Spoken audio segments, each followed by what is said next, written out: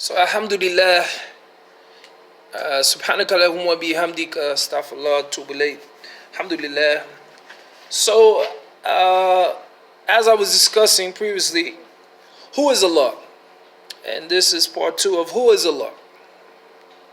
Inshallah ta'ala, we may benefit from something, from some of this, what is explained. That Allah subhanahu wa ta'ala is the planner and the controller of everything in life.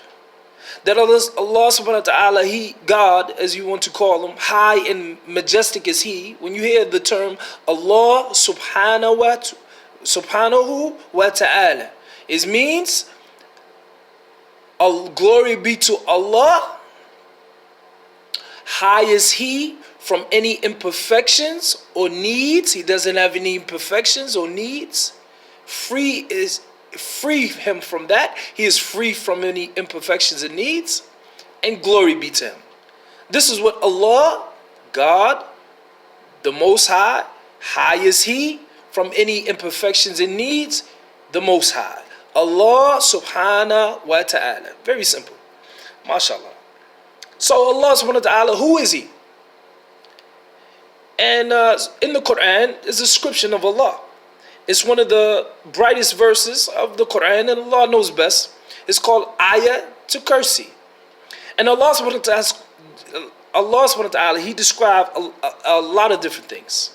It describes some of His attributes, many of His attributes, and where He resides. We know Allah is the planner and controller of our lives. He's the planner and controller of everything else. He's a scheduler of everything. He has created everything. He is not the sun, the moon. He is not a human being or a wood or idol or a statue. He doesn't reside there, nor does He reside there. Nor does He resemble of any of these things. Subhanallah. Allah subhanahu wa ta'ala is the ever living.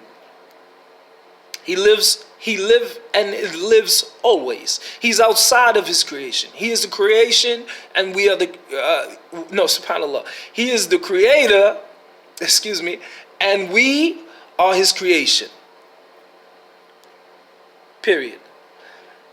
Allah is ever living, and Allah subhanahu wa ta'ala, He is He is free from any imperfections, as you can list the imperfection of man. I don't have to list them here for you. Inshallah ta'ala, you have been living, you know the imperfections of man. Allah doesn't have any imperfections. And some of these basic, non-judgmental imperfections that I mean, as sleep. We know Allah subhanahu wa ta'ala does not sleep. He's ever living. He's all aware. When you're sleeping, you're unaware of certain things that are happening in your environment, your immediate environment, and your larger environment. We know Allah subhanahu wa ta'ala does not sleep, nor does He rest. What some people say, some people are under the idea that God rested on the 6th day. God doesn't need any rest. And we know this. We know that God doesn't need any rest. He's above rest. Who would rest? How could He rest? He does not rest. He does not tire or fatigue. These are some of the imperfections of man. You cannot give your deity, your God, these qualities of rest. Rest is something that we do when we get tired, when we overrun ourselves, when we come fatigued, when we come flustered, when we come overwhelmed, we become tired. Just the struggle and turmoil of life. We become tired. Sometimes it's mentally tired. Sometimes it's physically tired. But in both instances, we sleep because we rest. Allah doesn't need rest. Please, Allah doesn't need rest. How could you rest when you have everyone's intellect and capabilities in your knowledge? When is it time for you to rest? If you can hear every prayer that's supplicated to you by everyone at every time, where does the rest come in?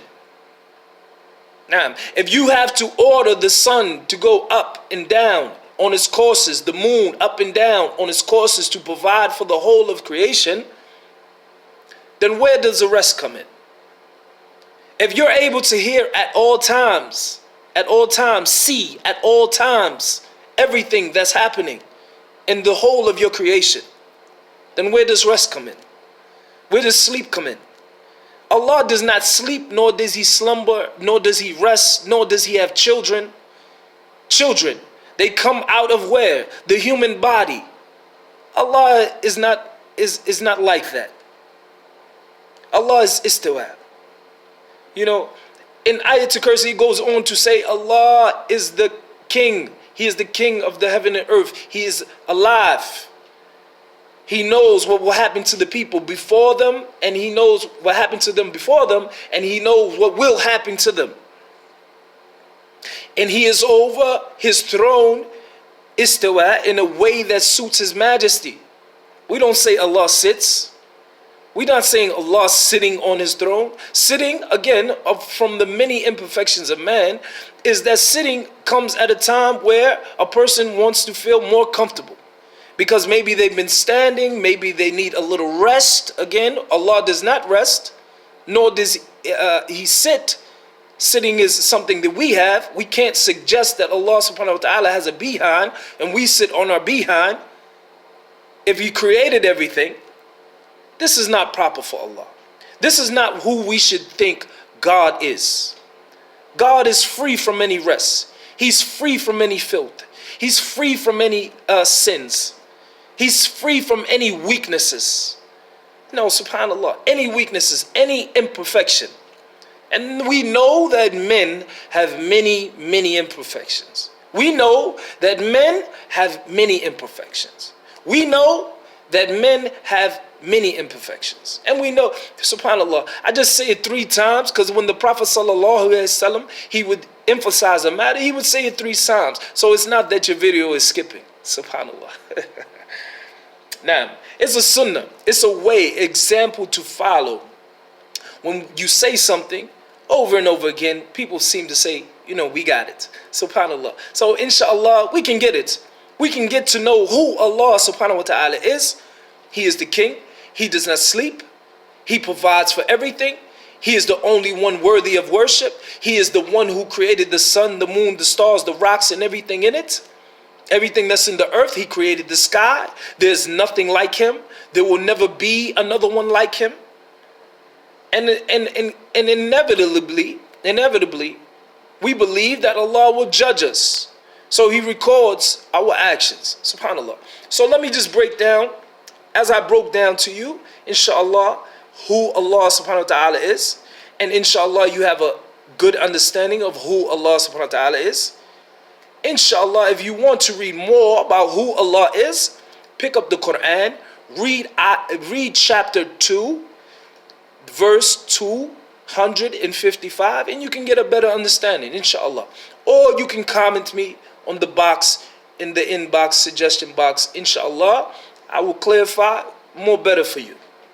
But let me clarify the beliefs of the Muslim. The people who believe in Allah. First, it's required for the people to say La ilaha illallah. A Muslim. Muslim means one who submits themselves willingly to the laws of Allah. So they willingly seek out what is the law of God, and then they apply it to themselves without force. Simple. So the first pillar, the first step towards that is one must willingly, not by force or to being talked into it, but he willingly says La ilaha illallah, meaning there's no one other or like or has resemblance of God. There's no God, no man, no person, no stone, no statue, no ideal or idealism or any ism. There's nothing like Allah. That's the first testimony of the Muslim or the monotheist, that there's only one God and only He has the power to do all of the things that were mentioned, and some of the things I left out. A lot of the things I left out. He is able to do things that we can't even imagine. We say La ilaha illallah, none has the right to be worshipped. And we associate nothing. We give no one that same power that Allah has. We don't think anyone of the created things, either tangible or untangible, meaning either living or not breathing. We don't give any. You see people with these charms and they think these charms will bring them good luck. No, this is not something that will bring you good fortune. Only Allah. We don't think anyone has the power, any charm. When I mentioned the charm, or the thing that people would, think will bring them good luck or good fortune, this is because I'm giving you an example of an untangible thing. This is the thing that's not living. So I said things that are living and unliving, none of them can be Allah. Neither could they be looked at as Allah, as God. None of them can give you help and save you and bless you and provide for you and control your affairs and schedule what's going to happen to you and for you, but Allah. No lucky charm, no anything. No thing that's living, no thing that's not living. The only thing that has that power is the God of Moses, the God of Abraham, the God of Adam, the God of Jesus, the God of Muhammad. May Allah be pleased with them all. So this is the first step for the Muslim. He says none, and he admits it, and he tells the people, and he tells whoever asked him, none has the right to be worshipped except Allah. None other, there's no other thing that I do good for other than Allah. There's no other person or place or thing that deserves my reverence, my praises, except for Allah. Nothing, no one, under any circumstances, do you worship Allah or you give his power, or you think they can benefit you from or harm you. Because Allah is the one who brings harm and he brings benefit. As I discussed, I said it clear that Allah subhanahu wa ta'ala is the scheduler of your life. He is the one who, he has an exact day, exact time, exact date for things to happen to you in life. So whether it's harm or good, nothing can benefit you, or no one has the power to bring harm or good to you except Allah.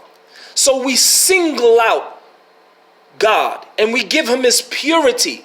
We know that humans are not perfect. I always hear from the people, they say, well, you're not perfect, you're not pious, you're not better than me, blah, blah. We know Allah is.